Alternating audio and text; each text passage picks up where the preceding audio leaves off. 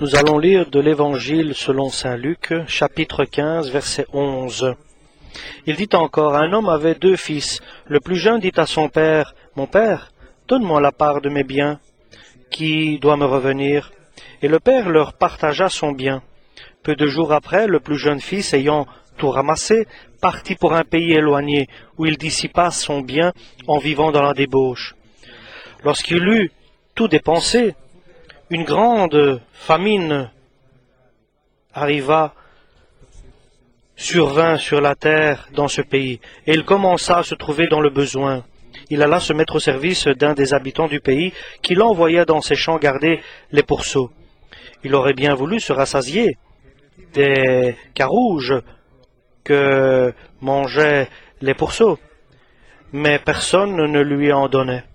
Étant rentré en lui-même, il dit, « Combien de mercenaires, de serviteurs chez mon père ont du pain en abondance, et moi je meurs de faim. Je me lèverai et j'irai vers mon père, et je lui dirai, « Mon père, j'ai péché contre le ciel et contre toi, et je ne suis pas digne d'être appelé ton fils. Traite-moi comme l'un de tes serviteurs. » Et il se leva et alla vers son père. Comme il était encore loin, son père le vit et fut ému de compassion. Il courut, se jeter à son cou et l'embrassa. Le fils lui dit, « Mon père, j'ai péché contre le ciel et contre toi. Je ne suis pas digne d'être appelé ton fils. » Mais le père dit à ses serviteurs, « Apportez la plus belle robe et le revêtez-le. Mettez-lui un anneau au doigt et des souliers aux pieds. Amenez le veau gras et tuez-le. Mangeons et réjouissons-nous, car mon fils que voici était mort, et il est revenu à la vie. Il était perdu, et il est retrouvé. » Et ils commencèrent à se réjouir. Lorsque revint et approcha de la maison, le fils aîné, dans les champs,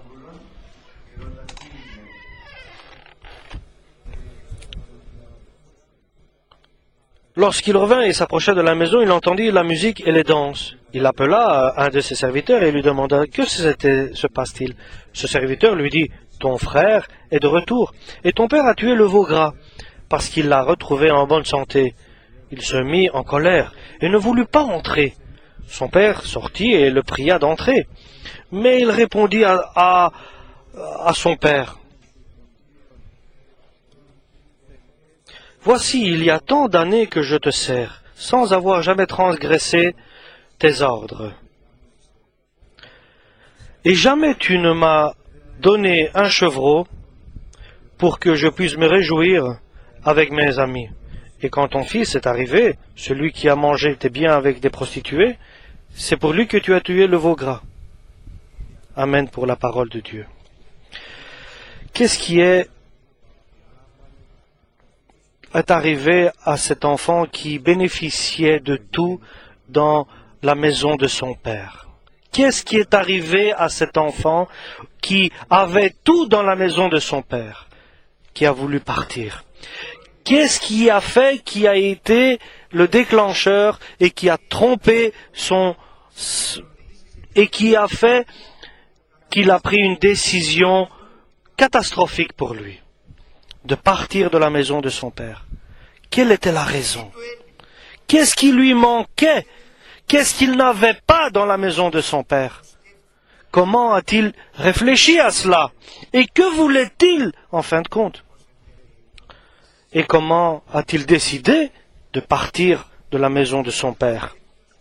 Dans une maison pareille, comme nous le décrit la parole de Dieu, où le père est très bon et très attentif aux siens. Il n'y a aucun manquement dans cette maison, où il y a des champs qui sont fertiles, efficaces, qui sont féconds et qui germent et qui ont beaucoup de fruits et beaucoup de résultats et beaucoup de récoltes. Une maison qui est remplie de joie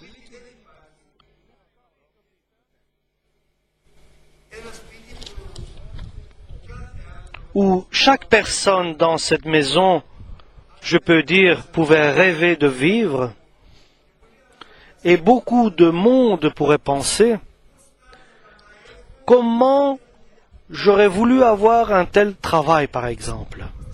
Comment j'aurais voulu travailler dans cette maison, par exemple.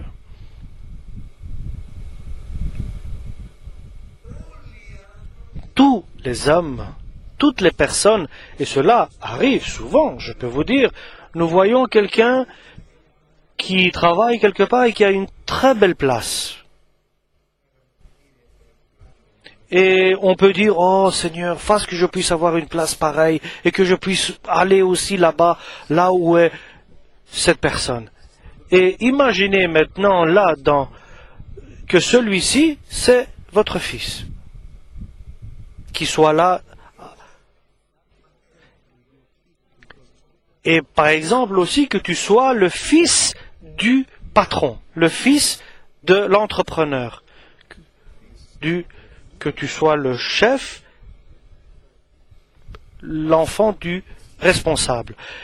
Et ici, bien sûr, la parabole, c'est notre Père est Dieu, et nous sommes ses enfants. Et que s'est-il passé? Et comment le cœur de ce jeune, de cet enfant, a été transformé pour qu'il désire s'en aller?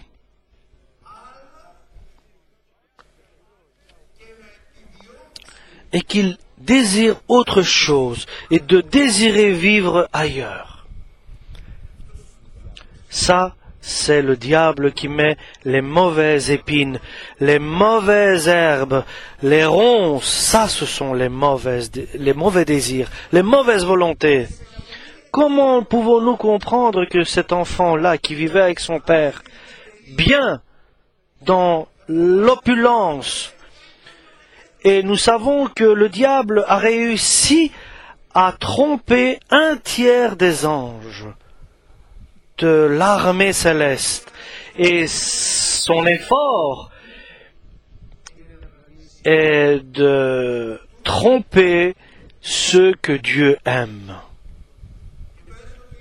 Et son travail, c'est de faire peur, de le rendre craintif, et aussi c'est de menacer l'homme et de tromper l'homme, de le détourner du bon chemin.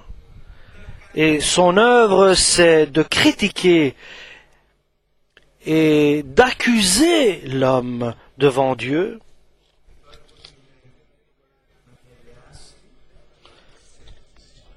Et son œuvre aussi est d'attirer.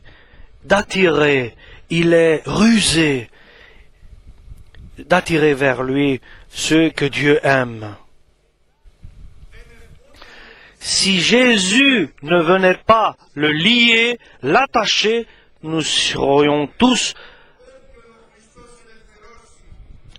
emprisonnés à lui. Et l'Écriture nous dit que ceux que Jésus-Christ a libérés sont vraiment libres.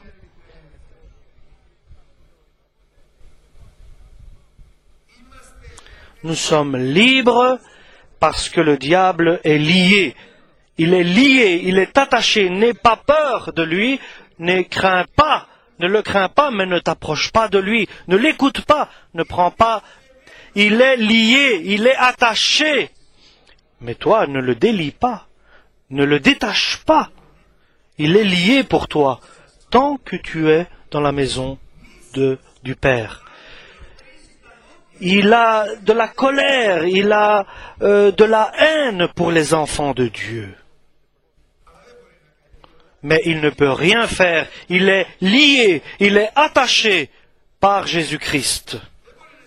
Il ne peut pas s'approcher de toi, il ne peut pas te toucher, mais il peut envoyer des flèches, des mauvaises pensées, des mauvaises intentions, des mauvaises décisions, et il essaye de te tromper parce qu'il a lui comme arme pour te combattre. Qui qui a fait que le jeune fils a été séduit?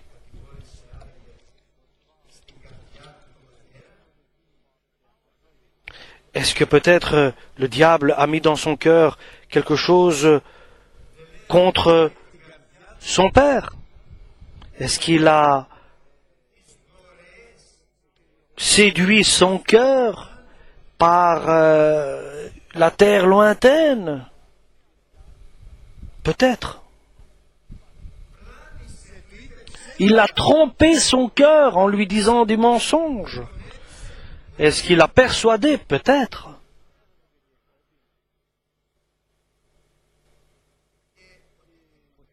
Et quoi qu'autre chose il aurait fait, mais ce qui est important, c'est qu'il a, ce qui est vrai, c'est qu'il a réussi. Ici, dans ce que nous dit Jésus. Nous voyons que le Fils, c'était un héritier là où il vivait, et il était un co-héritier de son frère, dans cette maison où il vivait avec son père. Mais à un moment, là où il a été trompé, influencé par son cœur, et il dit à son père, donne-moi la part qui me revient. Et le père ne peut pas le retenir de force. Il est très triste. Il est peiné, il est dans la peine, mais il lui a fait sa volonté. Il lui a donné sa part, des biens, et il est parti. Ce jeune est parti. Et il est parti bénéficier maintenant,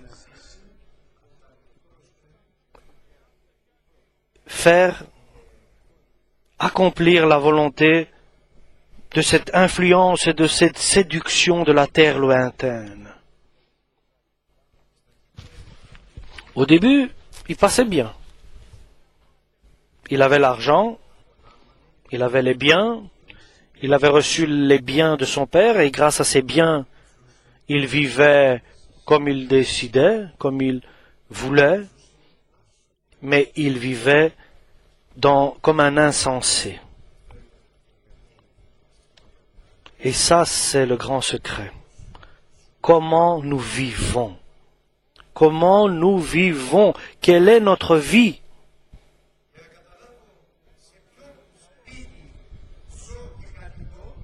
Pour savoir dans quelle maison je vis et je demeure, peut-être je viens dans l'église, mais l'église est-elle ma maison? Ce qui caractérise ma décision, qu'elle est en dehors de la volonté du Père, est ma vie, et la vie que je mène. Ce ne sont pas mes paroles, mais c'est ma vie qui reflète. Ce n'est pas tes paroles qui reflètent, mais c'est ta vie, ton comportement, c'est ce que tu fais. Ce n'est pas l'image que j'ai, mais c'est les actes que je fais. C'est pas l'image que je donne aux autres, mais c'est ma vie, les actes que je fais, que je pose. Ça, c'est la vérité. Ça, c'est moi. Il vivait dans la débauche, le jeune.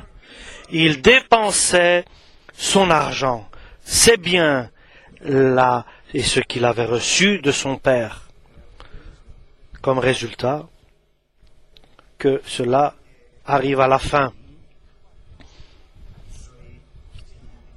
Et nous voyons à la fin, lorsque les biens ont été dépensés et qu'il n'y en a plus, alors nous voyons les épines, les ronces, les mauvaises herbes. Il y a une impasse, une voie sans issue, et un désespoir, et la déception aussi. Et avant de continuer, le seul qui sait, pour chacun de nous ici, sa vie est lui-même et Jésus-Christ. Et celui qui sonde les cœurs des hommes et qui voit ce qu'il y a dedans, si nous essayons de sonder la vie des autres, nous ne pouvons pas. Nous ne pouvons pas voir et scruter ce qu'il y a dans la vie de l'autre.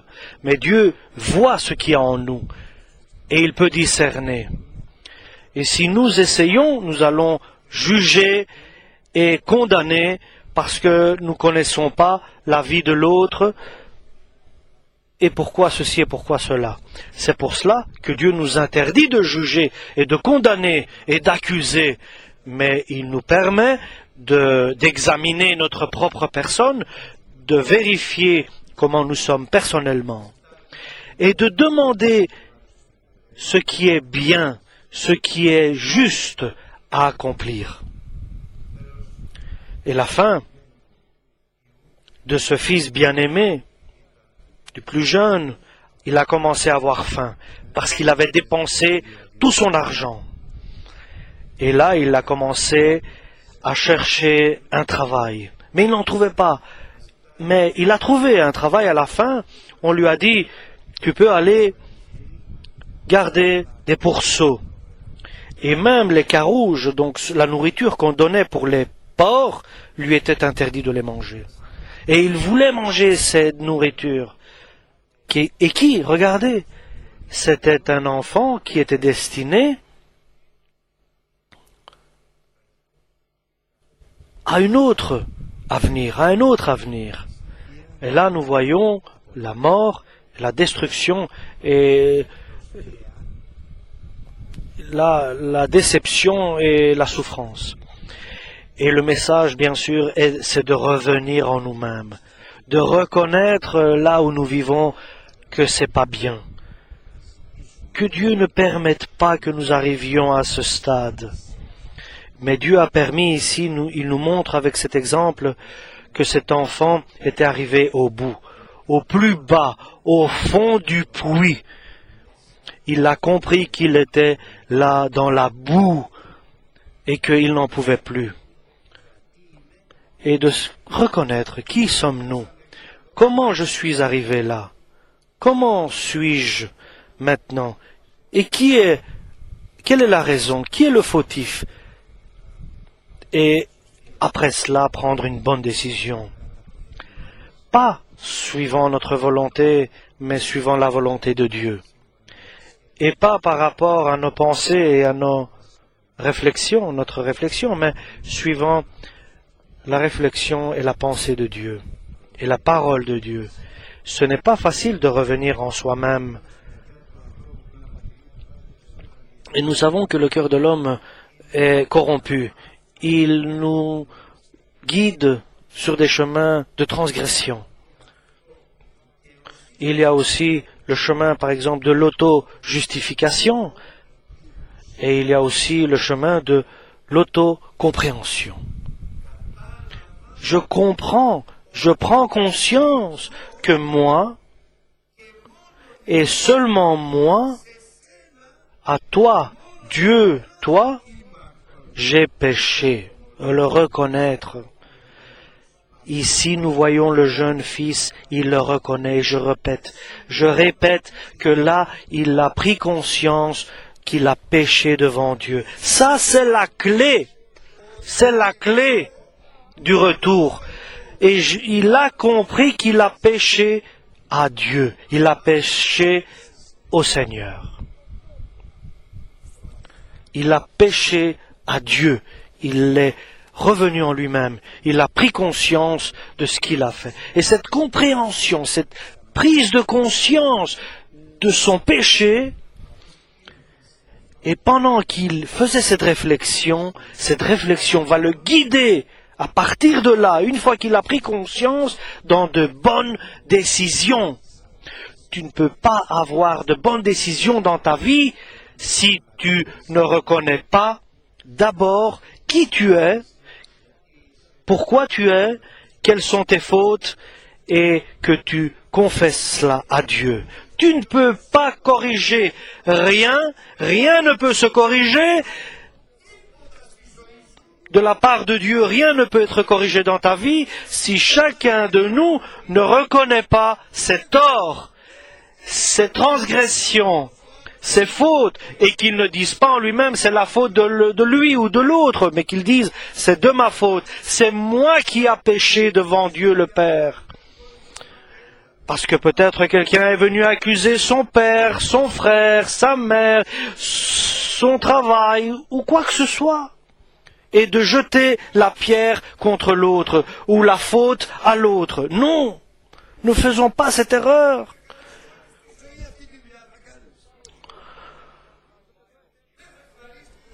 Et bien sûr, n'écoutons pas les voix des autres, mais écoutons notre propre voix. Parce que le diable a des manières de nous changer d'idées, de pensées, de nous égarer. Mais revenons à nous-mêmes. Prenons conscience et reconnaissons où nous sommes. Et nous savons que c'est quelqu'un qui veut détruire la personne que Dieu a créée. Et que dans notre cœur puisse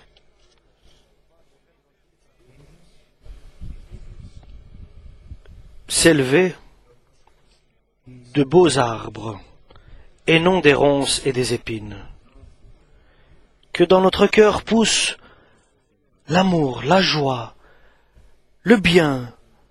Ça, ce sont ce que, comme nous avons lu dans l'Ancien Testament, le cyprès et la myrte. Alléluia. Dieu peut te changer. Dieu peut te transformer et que tu deviennes bon avec les autres, avec toi-même d'abord. Et que Dieu nous établisse comme le Christ. Comme le Christ. Que Dieu le Père nous fasse comme le Christ.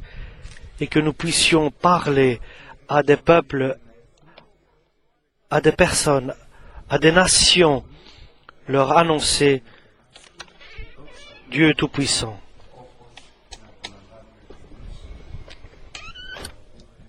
En confessant que moi, j'ai péché, moi, j'ai péché.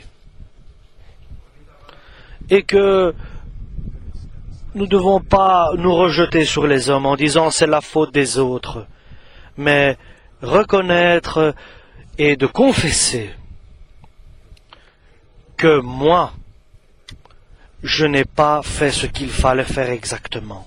Et si nous cherchons bien, nous allons le reconnaître que nous n'avons pas évolué dans le bon sens par rapport à la volonté de Dieu. Et après cela, lorsque nous prenons conscience que nous n'avons pas pris le bon chemin, alors nous pouvons faire demi-tour, faire marche arrière. Et la décision est très importante, qu'elle soit une bonne décision, la décision selon la volonté de Dieu. Et que cette décision ne soit pas guidée par notre réflexion et par la volonté de notre cœur, mais par la volonté de Dieu, par la parole de Dieu, par l'évangile de Dieu.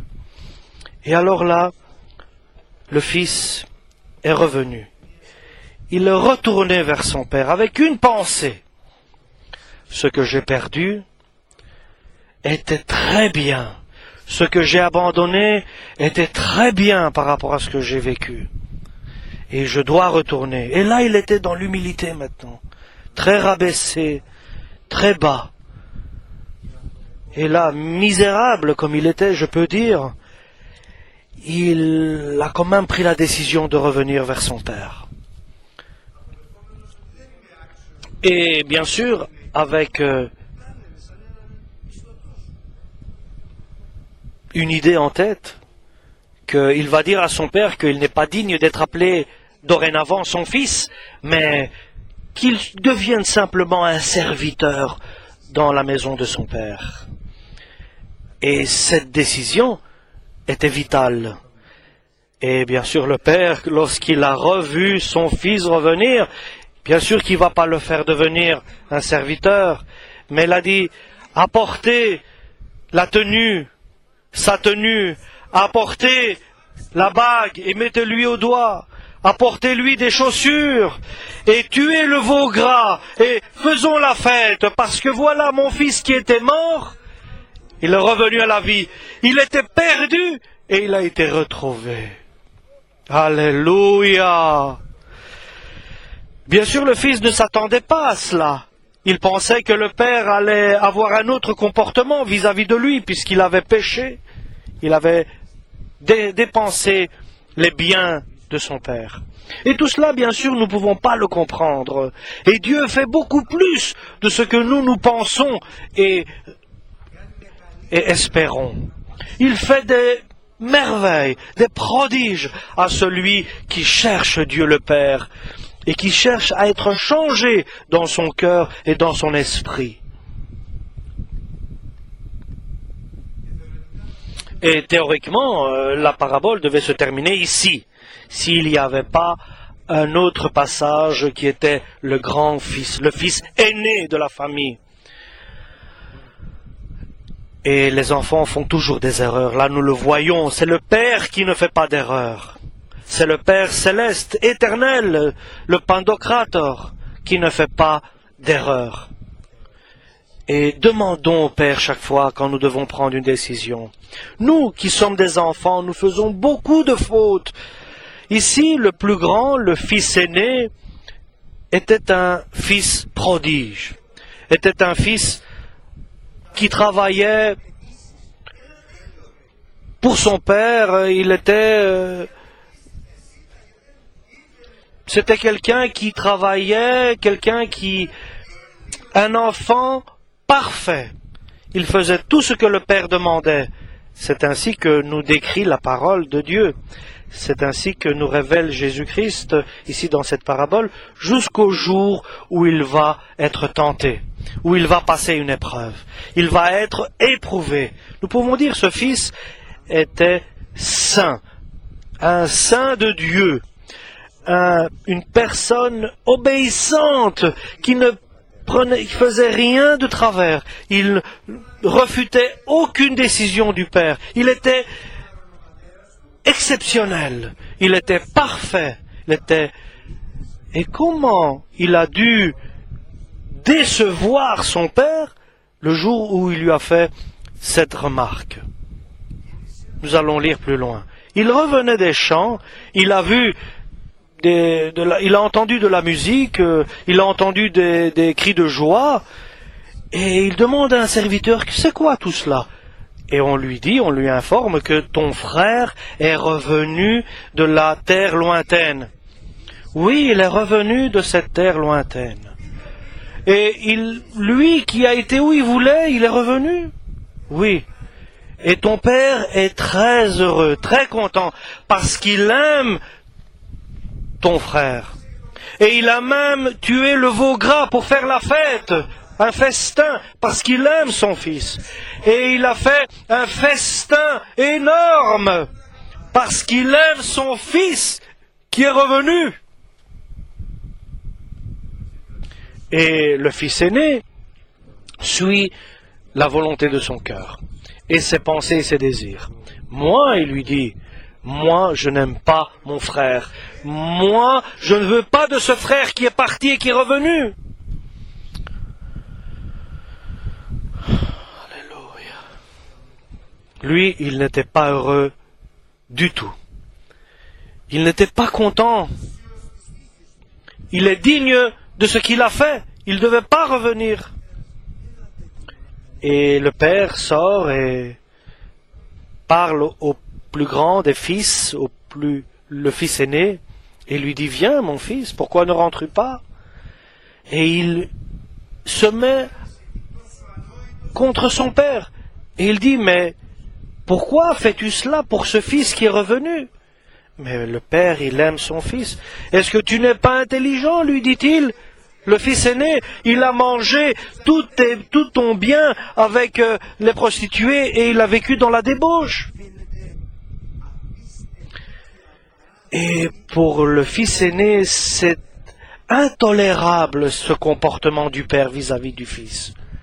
Mais le père voit un comportement injustifié du fils aîné. Maintenant, il n'y a pas moyen d'avancer ensemble, de marcher ensemble. Un aime, l'autre n'aime pas. Un pardonne parce qu'il aime, l'autre ne pardonne pas. L'un a de la compassion pour celui qui est revenu et qui rétablit les fautes, corrige les fautes, l'autre n'a pas d'attention, n'a pas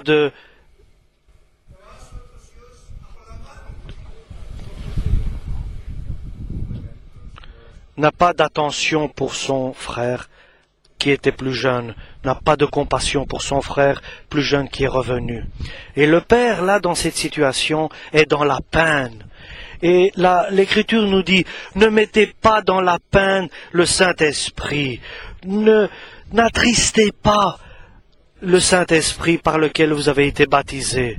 Et comment le Père Dieu est triste, est dans la peine lorsque nous nous éloignons de sa volonté, de l'amour qu'il est, de la compassion qu'il est, du bien qu'il est. Lorsque nous nous éloignons, nous l'attristons, nous le mettons dans la peine. Et ici maintenant, dans le cœur du jeune, il y a eu de bonnes éclosions. Ici, nous voyons dans le cœur du grand,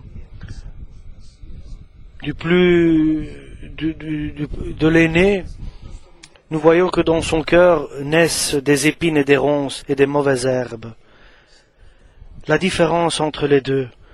Dans le cœur du jeune, la joie maintenant, après ce qu'il a traversé l'épreuve et tout ça, la joie et le bonheur dans la maison de son père. Le retour. Ici, le plus grand des frères est dans l'amertume. Et qui sait maintenant où ce grand frère va se diriger? Où va-t-il aller? Puisqu'il ne veut pas rentrer dans la maison du Père, parce que le jeune fils est revenu. Et nous savons que cela, les deux frères, étaient ennemis, parce que pour ne pas vouloir entrer dans la maison du Père, ils sont devenus ennemis à partir de ce jour-là. Mais le Père ne veut pas chasser ni l'un ni l'autre. Donc, que se passera-t-il? Est-ce qu'il va le guider à Caïn, qui a tué Abel, son frère? Où va-t-il amener le diable, le grand frère?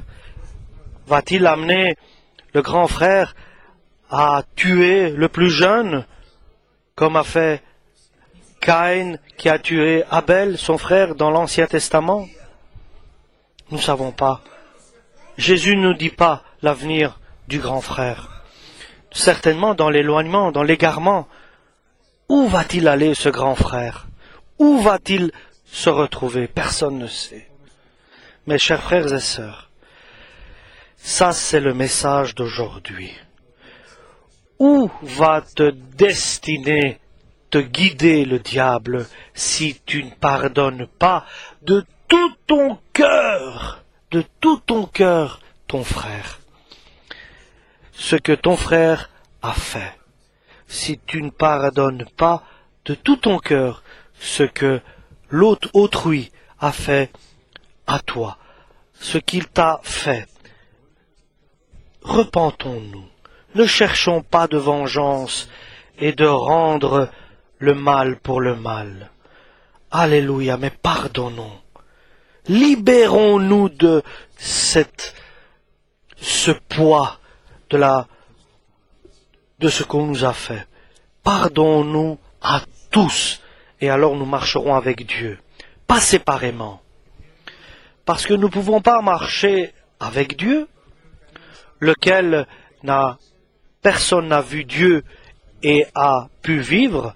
Nous devons suivre Jésus, qui est l'image du Dieu céleste. Nous voulons vivre avec Jésus maintenant. Maintenant, nous voulons Jésus, notre Maître, notre Guide, notre Seigneur. Alléluia. Et nous voulons rien être supérieur, simplement des fidèles, des serviteurs, et ne pas tenir compte de nos propres désirs et nos propres avis et volontés, mais suivre la volonté de Jésus-Christ, qui est notre bon berger. Alléluia! Il est le bon berger. Nos décisions, c'est-à-dire pas de vivre selon l'esprit, ce qui est bien, mais de marcher selon l'esprit, c'est-à-dire d'accomplir la volonté de Dieu. Amen. Amen pour la